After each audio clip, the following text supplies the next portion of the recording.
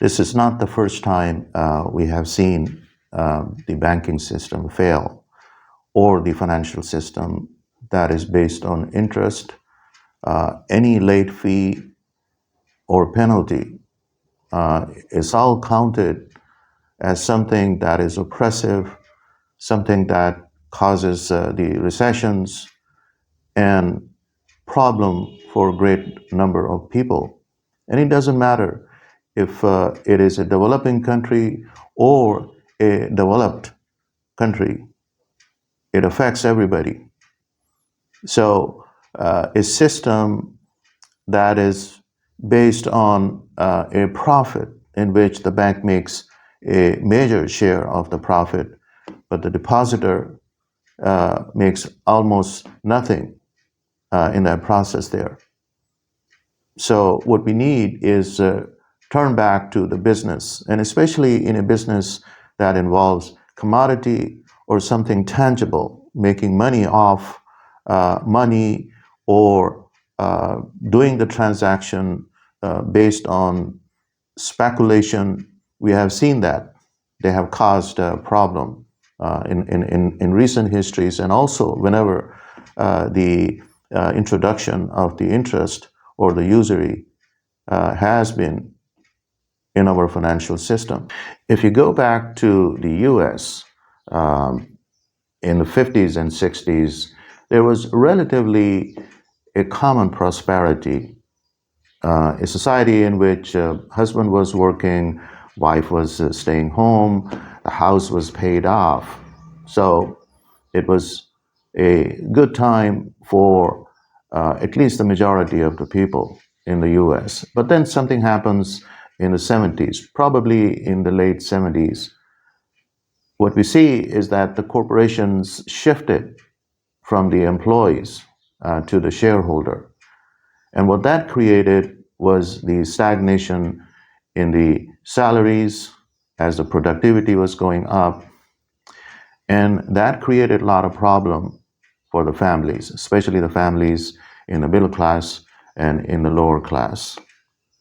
So wife started working, but as the wages were flat against the inflation, it was not enough for a household to keep their heads above the water. So when the two members of the family, the two earners, were working, and even when that was not enough, they had to borrow money against their homes. There was an introduction of the credit card and many financial instruments with some financial engineering. And the result that we have seen in the recession of the 2008. But it happened also in 1929.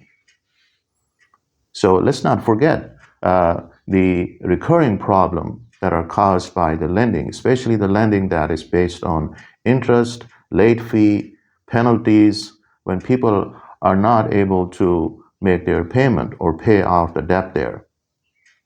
And this is a problem that we have been seeing in the US. And not only in the US, but across the globe there, in developing countries and also in the developed countries. The problem is same. So the gap between the rich and poor has been growing. It has not been shrinking.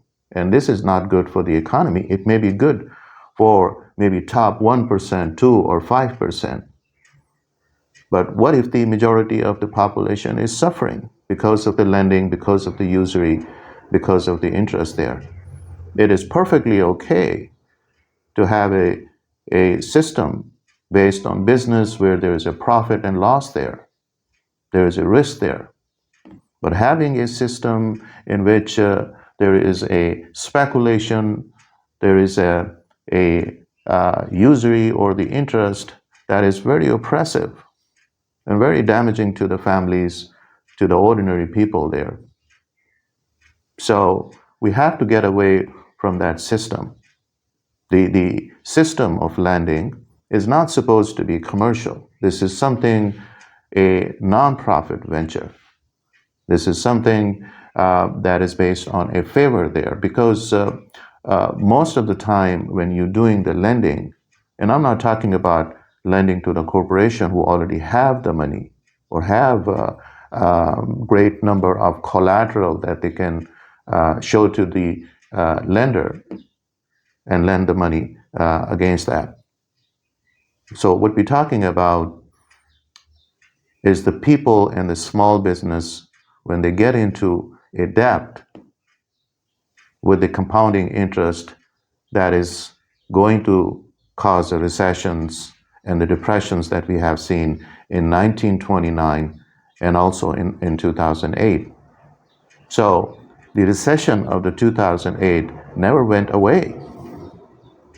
It was in the background.